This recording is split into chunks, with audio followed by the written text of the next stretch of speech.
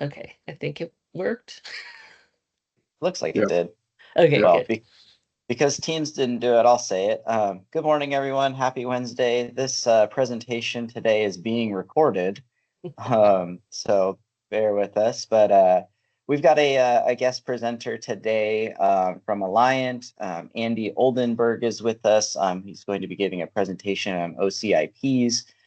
He was brought to us by another member of the group, Wes Ayers, who I don't see here with us today, but Wes, I think, has been a long-time proponent of the OCIPs and thought it might be a helpful conversation for everyone today. So my name's Jericho. I'm the Small Firms Exchange Chair. If it's your first time joining us, if you're a repeat flyer or attender, thanks for joining us today. A quick introduction of Andy, and I think we'll hold just all questions till the end, but there should be some time left over at the end for a quick Q&A if you've got some specific ones. If you've got a burning question, you're worried you're going to forget it, drop it in the chat and we'll go through those first. This is a continuing education learning unit opportunity. I believe Kathy is going to post something in the chat if you'd like to get a LU credit for this attendance. Go ahead and drop your information into the type form that she just sent the link for. With that, we've got, like I mentioned, we've got Andy with us today. Andy Oldenburg has been an insurance agent in Portland, Oregon since 2006. He came to insurance after completing a year of law school at Lewis and Clark College in Portland. The combination of law and insurance knowledge has led Andy to a very risk management focused approach to helping his clients. There's more to being a risk advisor than telling a customer what insurance product to buy. His primary focus is in the real estate vertical, from land development and vertical construction up through ensuring the finished building and its tenants. A majority of his time is spent discussing issues around contracts and insurance as it relates to new builds and remodels here in the Northwest, representing some of the largest volume developers and builders of apartments, condos, and single-family homes in the region. Like I mentioned, this is going to be owner-carried insurance policies for cottage cluster developments. What a mouthful. With that, like I mentioned, please hold the questions until the end. Feel free to drop them in the chat and we'll triage those first. And with that, Andy, the floor is yours. Okay. Thank you, Jericho. Yeah, so I've been doing insurance for a long time here. Like I said, a lot of my clients are the developers that are doing these projects and some of the contractors as well. And I think the overall theme is that insurance is very complicated and confusing. You might argue by design. And so helping people understand it has kind of been the way I've moved forward through my career. Is I don't want you to just buy insurance. I want you to understand it and the other things that affect it. So Jericho had reached out because these cottage clusters have become this new thing where I've got a bunch of developers like, hey, I can take this lot and I can build 20 homes on it. I can build some duplexes, triplexes, and it has created a bit of a confusing insurance issue for everyone involved. So we'll get to those. What I want to do, just start with, okay, we'll talk through that. Alliant, just real briefly about Alliant, we're the 5th largest agency in the United States. So we have all the insurance carriers you could ever want. And we're the largest privately owned agency in the United States. So it's a great spot for me. It gives me access to everything I need. The objectives we're just going to kind of cover high level of what insurance applies to a given project. And then we'll get into why these cottage clusters create kind of a unique challenge for general liability. We'll talk through these RAPs, OCIPs, CCIPs that people pitch as a solution. And then the end will be, you know, the last thing is hopefully you'll come out of this understanding what you need as your own insurance to protect yourself. So what we're basically going to talk through is construction problems, right? Because that's when we're going to use insurance for the most part. And there's various different coverages that come into play. So you've got general liability, or what we call BOP coverage. So this is damage to third-party property or people. And so, you know, that's construction defect, that's job site injury, that's damage to the buildings next door. Really key thing is every general liability policy you ever see excludes professional services. Being an architect, a consultant, an engineer is a professional service. So the thing for you guys to all understand is that general liability provides you basically no coverage for the most part, as it relates to an error made in providing services as an architect, engineer, or consultant. What you use for that is professional liability or errors and omissions. You know, that's where a professional error gets covered. So when you guys are buying insurance, your E&O or professional liability is by far the most important of any coverage involved. Third, you've got inland marine, builder's risk, course of construction insurance, it's also called. This is property insurance. So fire, water, wind, theft, collapse, that sort of stuff. Fourth, workers' comp gets involved in job site injuries. Workers' comp pays medical bills and lost wages. It also has a component called employer's liability that pays for pain and suffering. So the way that Oregon is structured, and most of the states actually have structured workers' comp, is if I'm working as a framer, let's say, and I get hurt on the job, workers' comp is my sole remedy. That means I can only get what workers' comp will pay me. So that's going to be pay for my medical, pay for my lost wages, and try and negotiate with them for like settlement if I'm going to be disabled for the future, right? But my wife or kids can bring a lawsuit on my behalf against my employer for loss of companionship, loss of future earnings, etc. And so that's where you see some big numbers come up in workers' comp claims. And then the last thing that really comes into play is pollution insurance. So that's an accidental release of pollutants at the job site. You'll see this mostly in remodels, rehabs, where you've got lead paint, asbestos, those types of issues. So the real key in a construction problem is what you have in writing is everything. Like, I don't know how many of you have been through litigation. Hopefully none of you have. But what you find out very quickly is lawyers are just pouring through documents, looking for things in writing that support what they want to happen, right? So if you get into a big construction dispute,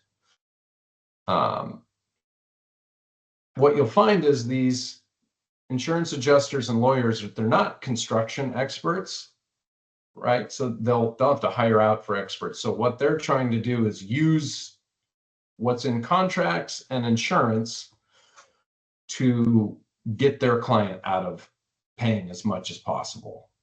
And I put here, if a loophole exists, it will be used.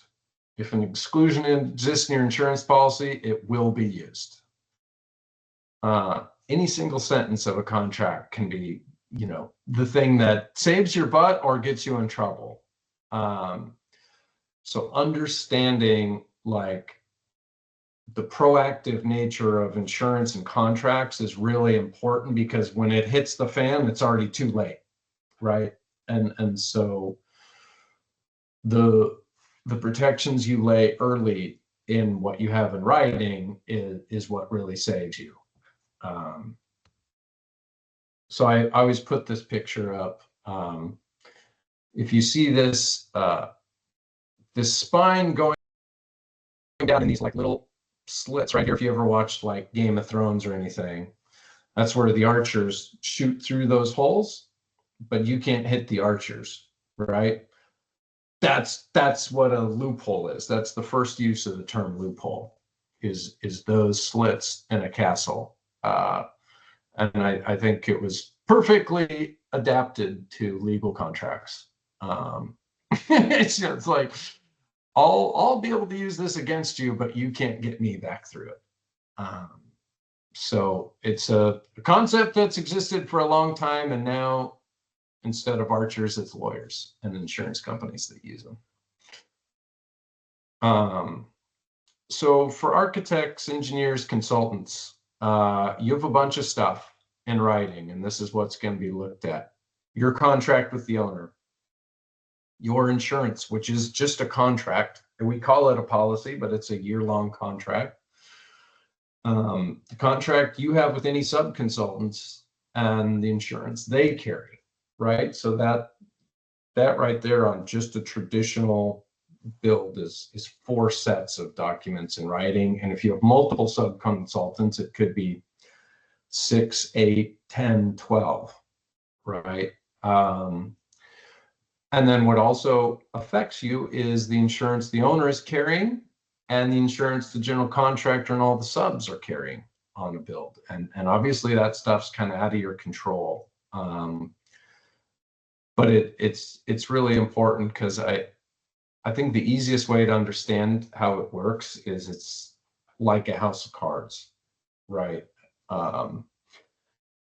If one person's insurance fails or is not there to protect you, it just jumps up to the next level. So if you have a sub-consultant that has bad insurance, or you have a bad contract with, it now becomes your problem, because you've got a contract moving up the chain that says you'll indemnify, you'll hold harmless, etc. So it's a super interesting way that everything gets set up on a job site in terms of liability. On a traditional build where you're just doing design for the builder and for the owner, and the owner's hiring a general contractor separately, the most important thing is your contract with that owner.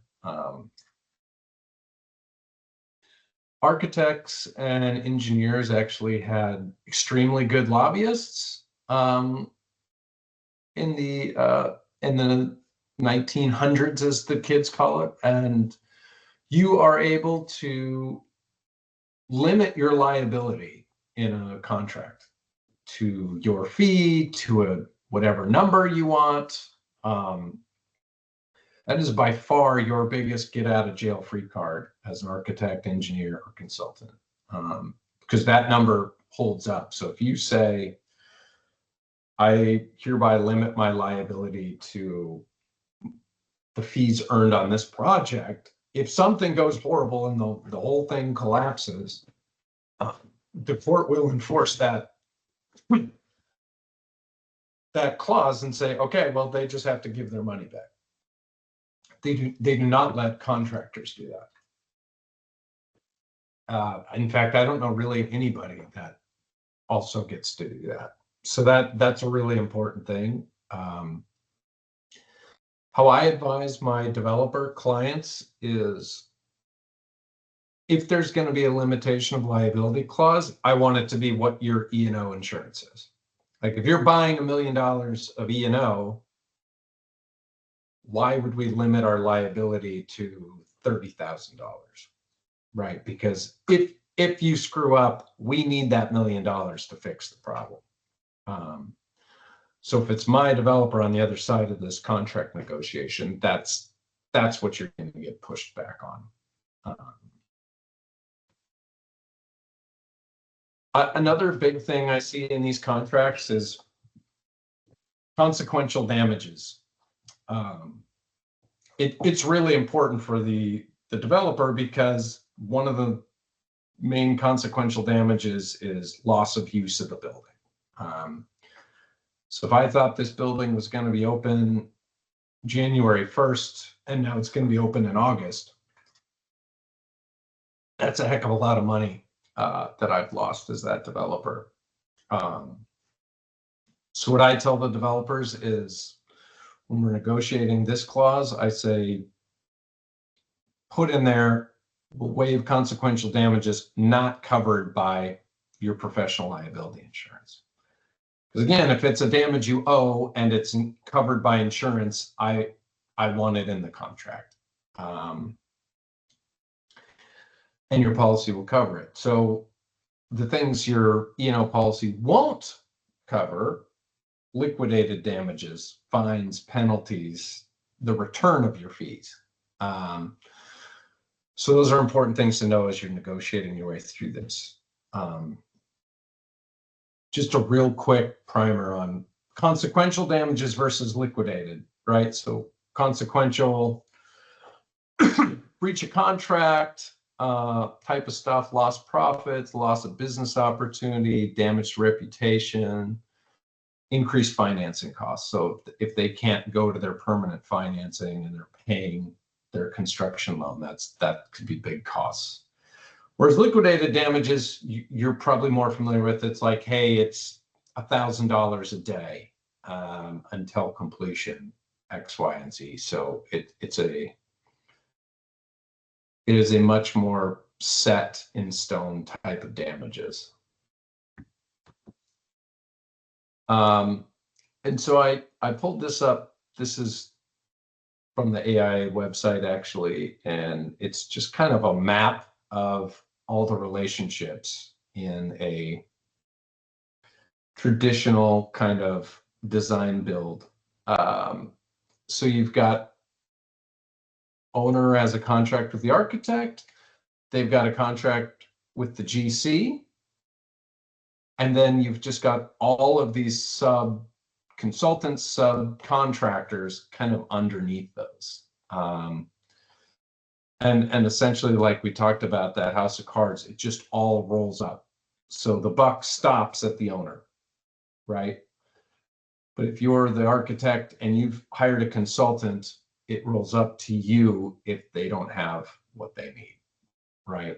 And so it's just an important kind of visualization. Design build is obviously a little bit different. If you're an architect, I like it because now you've got the GC taking some of the responsibility for overseeing design. Brings in a whole lot more insurance coverage and limits and contractual protection for you. Because just like I said, it just rolls uphill. So if you've got that general contractor in between you and the owner, that's a good thing for you. And you can see from this, we've got so many subcontractors on a job, right? And this is kind of the timeline of who's out there and how. And if the carpenter, the framer's insurance fails, it goes to the general contractor, and then it goes up to the owner. So that's just kind of the way to understand everything. For you guys as architects, engineers, consultants, your E&O insurance is by far the most important thing, like we talked about.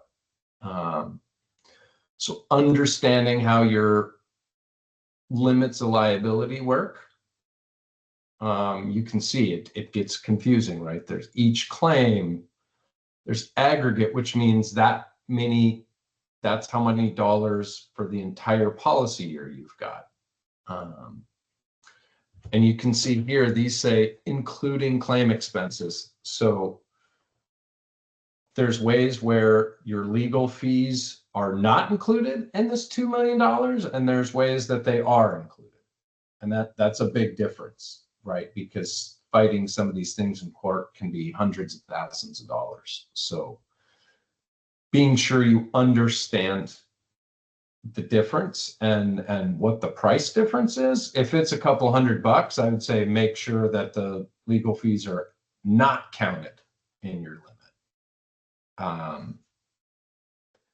And then you can see here there's design defect, and then there's death or disability. So that this one's dividing out, hey, problems with a building versus somebody's gotten hurt. So just really make sure you kind of understand what your insurance is and what you're getting.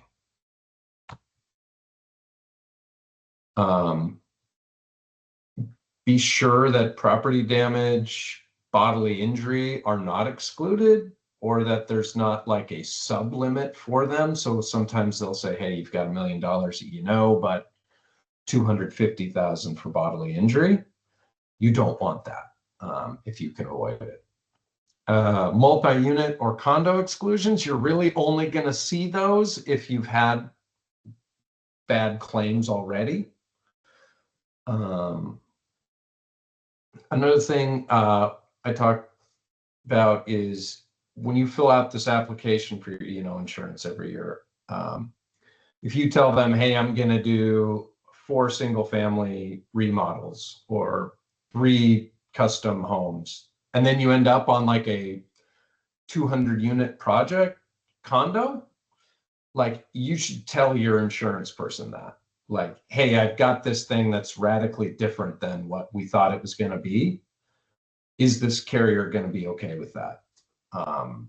Because some carriers are not going to want to be doing a whole bunch of condo when they thought you were doing a couple of single family houses. And then, yeah, we talked about that legal defense piece.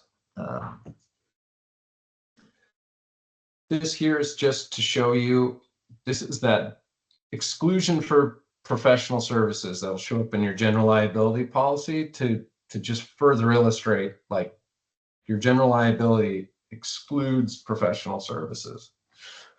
So to just make sure you stay focused on your here's another example of that exclusion there. It's very broad language.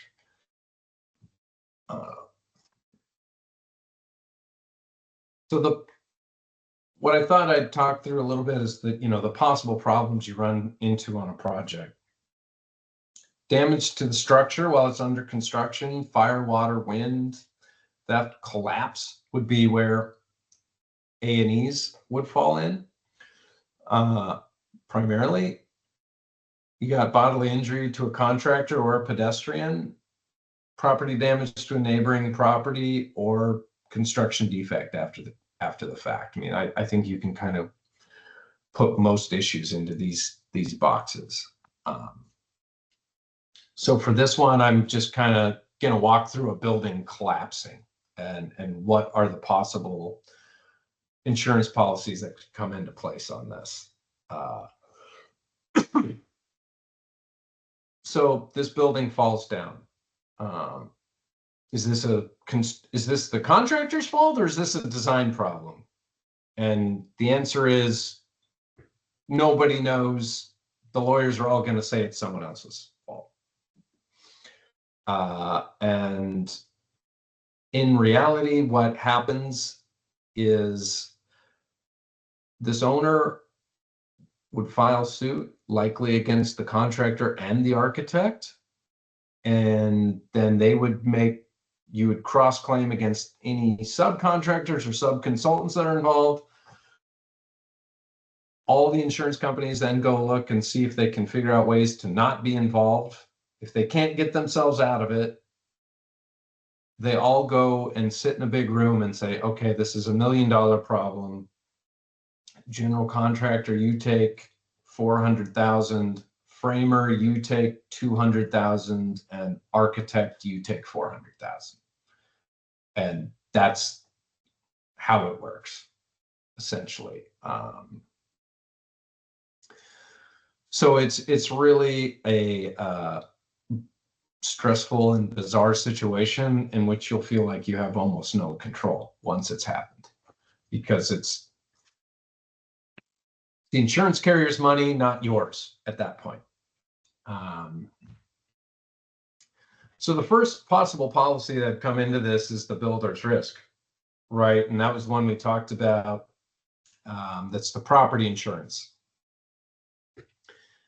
These policies don't cover faulty design or construction, but they do cover the resulting damages. So it wouldn't fix to redesign the building, but if it falls down because it was designed poorly, it will cover that.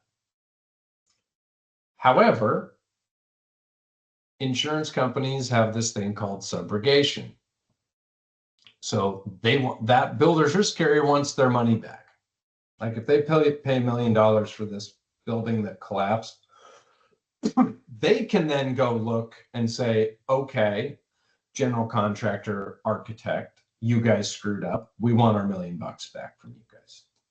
Okay, and that's called subrogation, and that will happen in big claims. So if you're involved in a situation, you're not out of the woods just because the builder's risk carrier pays for the claim.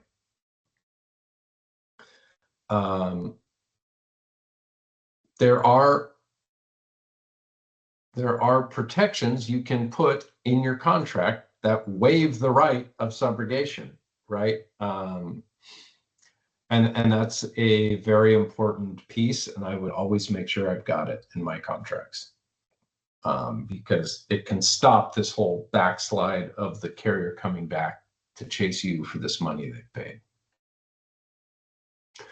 And then the one thing, the piece of language in the AIA specifically talks about fire, and specifically talks about property insurance. I always tell people alter that to include all kinds of insurance carried by the owner for any kind of damages. And that language will hold up.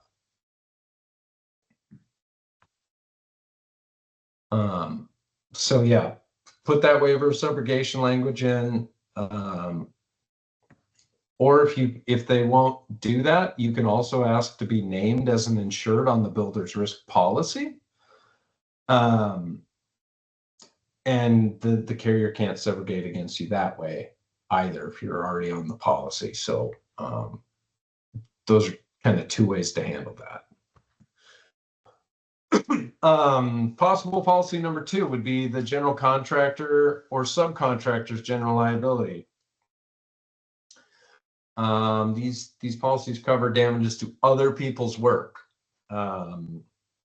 So if I'm the siding contractor, my coverage doesn't cover having to re-side the building. What it covers is water damage to the framing, insulation, flooring, etc.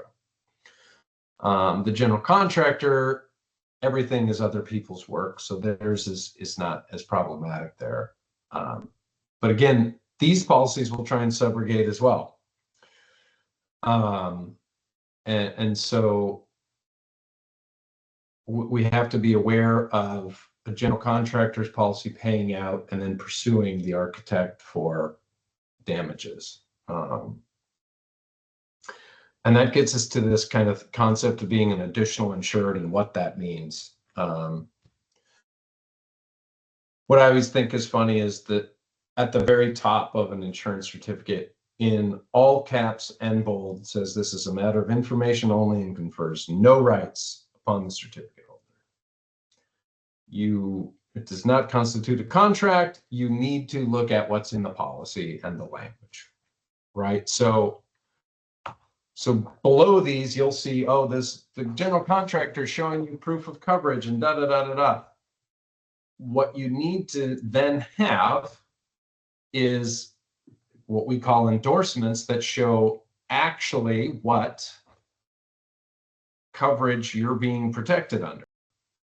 Okay, so these additional insured endorsements that a general contractor or owner will carry the person who's an additional insured is who's required by written contract. Well, what these lawyers have figured out is a thing called contractual privity. So if you don't have a contract with the general contractor, because the owner does, you're not protected by language like this, okay?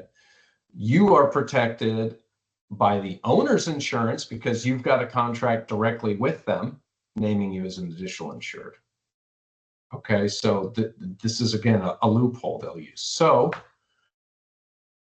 what we've come up with is you can force the owner to force the GC to carry this endorsement. Engineers, architects, or surveyors not engaged by the named insured being the general contractor. This solves that problem. So now you are you're actually an additional insured on that general contractor's policy. This helps a lot because now if something happens, you're protected by the lawyers of that insurance company. They're not going to be able to subrogate against you. Like, this is a really good piece of paper to have from that general contractor. And what you've got to do is you've got to, unless it's a design build, you've got to work through the owner to make sure you get this. And you'll reference the CG 2032-0413 as our form. That's what you would want to mandate be included. Because like I said, this other one, they'll give you this other one. There's a million versions of this. It doesn't protect you unless you have a contract with the GC, unless it's a design build. So don't feel all fuzzy and warm because you've got a certificate from the general contractor. You've got to kind of dig one step deeper. The third possible policy is what we're going to talk about, these OCIPs, RAPs, CCIPs. So OCIP stands for Owner Controlled Insurance Program. CCIP is Contractors Controlled. Essentially, it's just a general liability policy, but it names a bunch of people. Mostly the owner, the general contractor, and all the subs. When we call it being enrolled instead of added to the policy, these RAPs. So again, don't feel all warm and fuzzy as the architect, engineer, or consultant on a project just because there's a RAP. These still exclude professional services. Okay, so you're barely getting anything out of this for yourself. You'll want to be an additional insured on it, but know that your E&O is still what's important here. Okay, so if you're gonna go do a job and the developer or general contractor saying like, oh, it's fine, you're protected by the RAP, you're really not, in much of a different situation than you'd be on any other job. So let's go through this just a little bit. So the good side of a RAP is that if the coverage is done well, all of the owner, the general contractor, and the subs should have good insurance for that situation. As you can imagine, some general contractors and subs buy really bad, crappy insurance to save money, or they've had claims and they can't get good insurance. And going back to our house of cards, anyone who has crappy insurance, it just rolls up to the next person, right? Another good thing is these last during construction and through the full statute of repose. So this policy is in place through that whole construction defect period. Whereas if you work on a project and the general contractor is now out of business and not buying insurance, and that deck falls off 3 years later, the general contractor's gone. There's no insurance there. Okay, because the insurance you use is when the damage happens, not when the work was done. Okay, so when you're going on to a project, you're much better off with an established general contractor that's going to be around for 10 years than someone who's doing a one-off thing. So like some of these owners will be their own general contractor, right? And they'll buy insurance for the job. Some of them, they won't buy any more insurance after that. And so all of that coverage that a general contractor would usually provide is gone for you for construction defect. So that's an important concept to understand. The bad side of a wrap, they're really expensive. Owners don't like paying for them. So what ends up happening is they will buy, let's call, whatever limit they buy. Let's say they buy a $3 million wrap because it's a $6 million hard cost project. A lot of them will do 50% of the hard cost. Well, on a job where there wasn't a wrap, we'd have the general contractor, however much insurance they had, any of the at-fault subs, and the owner's insurance. So like we could have almost probably like 40 million in insurance limits versus now we have 4. Because all of the GCs and subs insurance does not cover a project where a wrap is in place. Okay, so it invalidates their current general liability. So whatever limit is bought for that wrap, just know any problem during construction and construction defect and likely the legal fees all come out of that limit. So know that, and then also know that sometimes those deductibles are much higher than people are used to. Be 25K, 50K, depending on the developer, they could go to 100, 250. So those contractors need to really understand what they're getting into, because our industry largely told them like, these are so great and safe and you'll be in great shape. And that's not necessarily the case.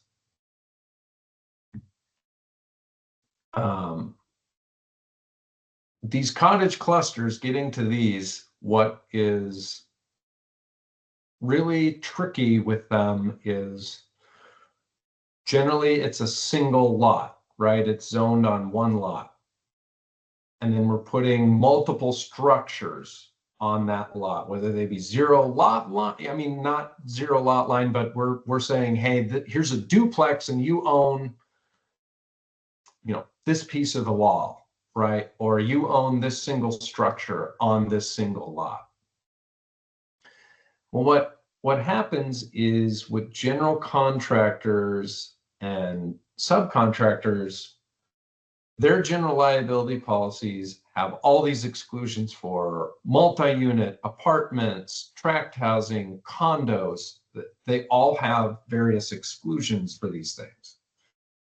So they'll look like this, like anyone who touches the exterior of a building, so a roofer, a sider, a framer, window installer, will have stuff like this in their general liability policy, where it's like, hey, you have coverage for this, you don't have coverage for this, right? So this particular one does not have coverage for condominiums or rental property units.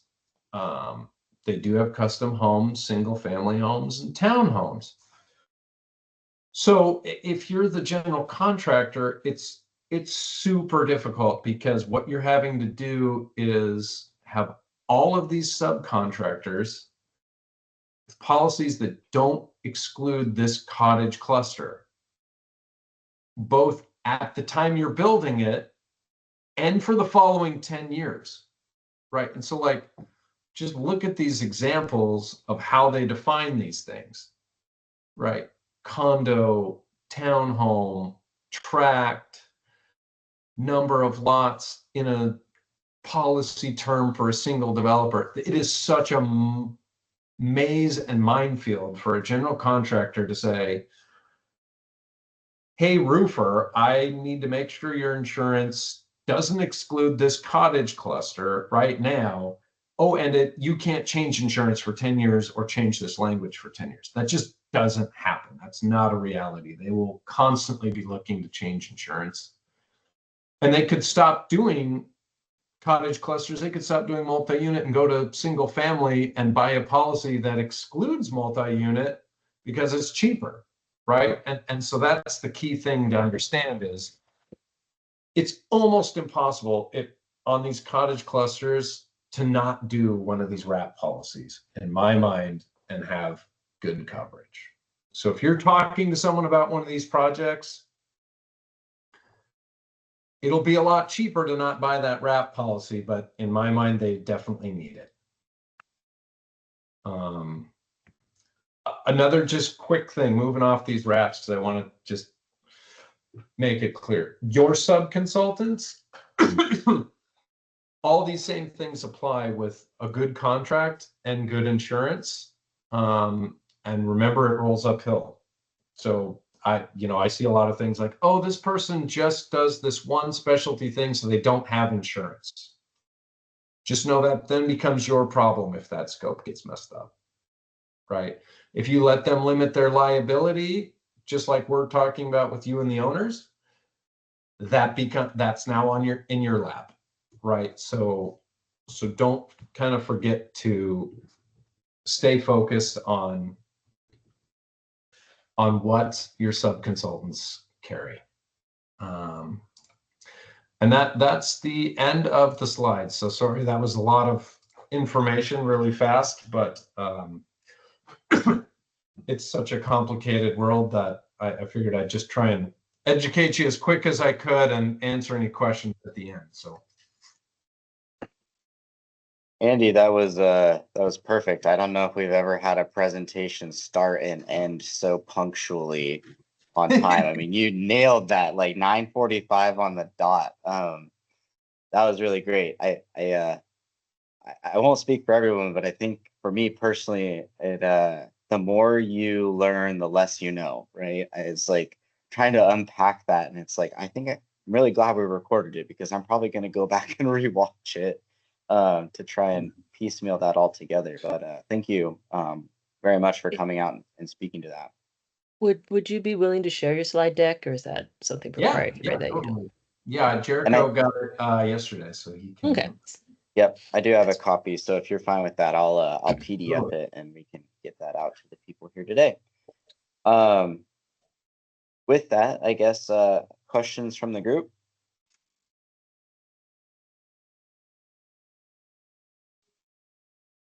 Confusion, general awe. Sorry to have to scare you. I think like a big misconception of our industry is like, it'll be fine, you have insurance. And I just really encourage you to make sure whoever you buy insurance from or whoever's advising you on it is telling you about the things you don't have coverage for and ways to fix them without buying more. I think our industry, there's a big spectrum of people in my position, and some of them, here's a quote and you can pick from these deductibles, and if they've never asked to see like what's in your contract you have with owners, what's in your contract with your sub-consultants, what kind of certificates are you getting from your sub-consultants, you need someone that'll help you through that, because we're making it complicated and difficult to understand, and you just really need someone good on your side to help you navigate it all. From your perspective, Andy, would that person or entity be like someone like you, or I guess their policy provider, sitting down and working with them specifically? Are there experts who deal with this type of stuff? Like, is it a law, entity? Yeah, it's various stuff. So a good insurance agent can get you through a lot of high level stuff, right? But when it comes, like, if you've got like a template you're using as a contract with owners, for instance, like I would make really sure like you've talked to a lawyer about it and understand the various parts and what's important. And when you're negotiating different things, if it's getting to a point where like, I'm not really sure what this means, like I'd find someone who does, to make sure you're not crossing out something that was a lot of protection. And so, yeah, it can be a lawyer, but they charge every time you talk to them. So, a good insurance person is free to talk to, and beyond what you pay them for commission. So, I highly encourage you to find a good insurance person. And then if they can't answer the question, you can go pay a lawyer, right? Or come to your association or whatever other resources you've got. But for sure, you want somebody to help guide you through it, because just having policies isn't enough.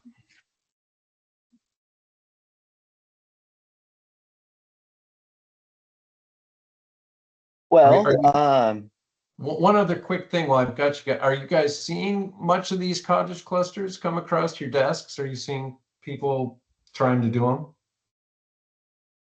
The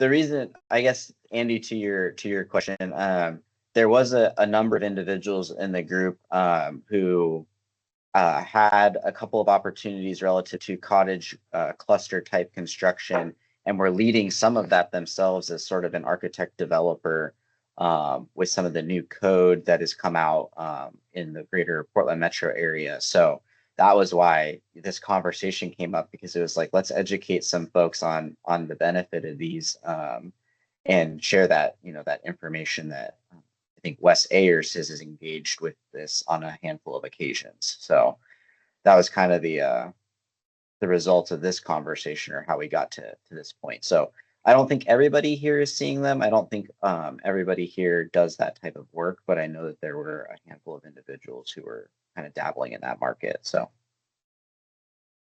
yeah, I guess I would tell you, if one comes around, that a lot of developers don't fully understand the insurance implications, and a lot of general contractors don't.